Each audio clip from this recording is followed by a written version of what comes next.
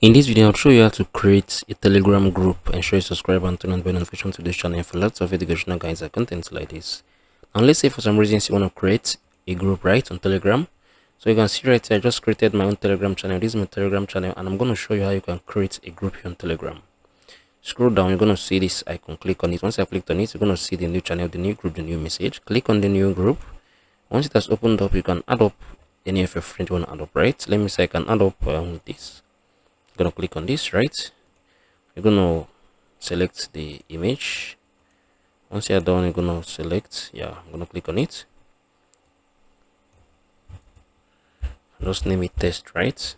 Once you're done, you're gonna click on this, and your group will be created automatically, right?